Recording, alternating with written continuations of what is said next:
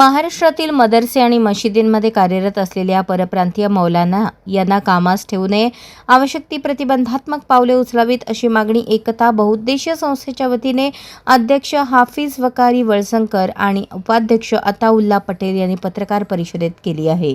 संस्थेच्या वतीने जिल्हा प्रशासनाला निवेदन देण्यात आले आहे। विविध राज्यातील मौलाना महाराष्ट्रातील मदरसे आणि मशिदींमध्ये शिक्षक म्हणून कार्यरत असतात। त्यांची पार्श्वभूमी, पडताळणी आणि कार्यपद्धतीबाबत अधिक प्रभावी यंत्रणा असणे आवश्यक आहे। काही परप्रांतीय मौलवींवर समाजात मतभेद निर्माण करणे, अंधश्रद्धेला खतपाणी घालणे तसेच काही ठिकाणी गैरवर्तनाच्या घटना घडल्याचा आरोप करण्यात आला आहे। अशा प्रकरणांची सखोल चौकशी करून दोषी आढळणाऱ्यांवर कठोर कारवाई करावी अशी मागणी संस्थेने केली आहे। या ठिकाणी शिकत असलेली काही मुले व मुली अनाथ असतात।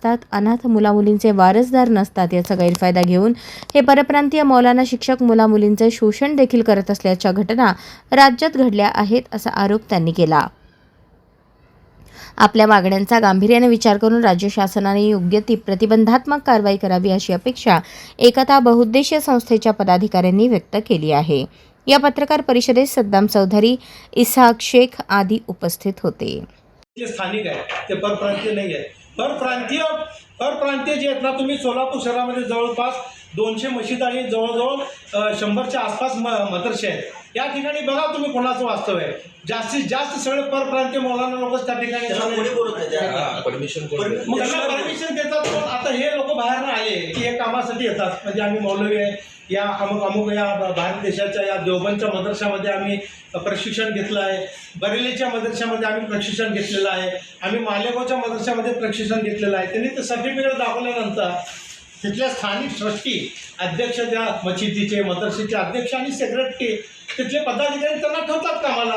पण ते ठेवत असताना ते विचार करत पगार म्हणजे सामाजिक मानधन असतो त्यांना 5,000, 10,000, 15,000, 20,000 असं मानधन असतो। त्या मानधनावर काम करतात।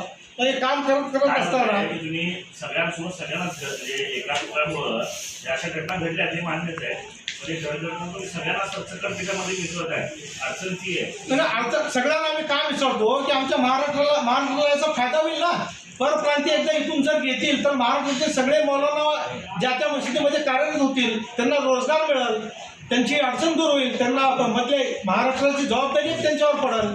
हे परप्रांतीयाला त्यांच्या राज्यामध्ये त्यांना मदरसे आहेत, त्यांच्यामध्ये त्यांना मशिदी आहेत, त्यांनी तिथं काम करावं। महाराष्ट्रात त्यांनी महाराष्ट्रातच कशाला येतात? महाराष्ट्रामध्ये काय एवढं? महाराष्ट्रामध्येच मदरसे मस्जिद आहेत का?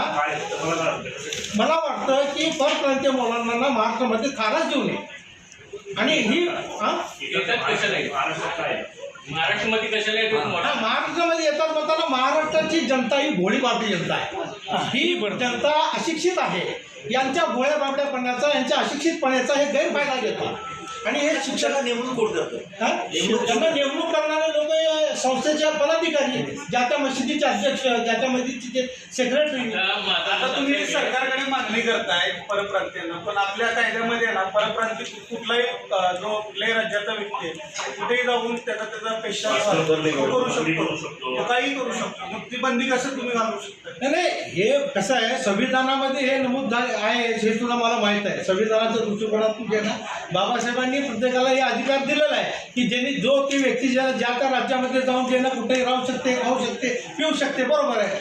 पण असं अनधिकृत करायला कुठं अधिकार दिला आहे बाबासाहेबांनी? अनधिकृत तुम्ही करता आल्यानंतर हे आमच्या महाराष्ट्राच्या याच्यामध्ये आम्हाला कमी, म्हणजे आमचा कमीपणा आहे हा।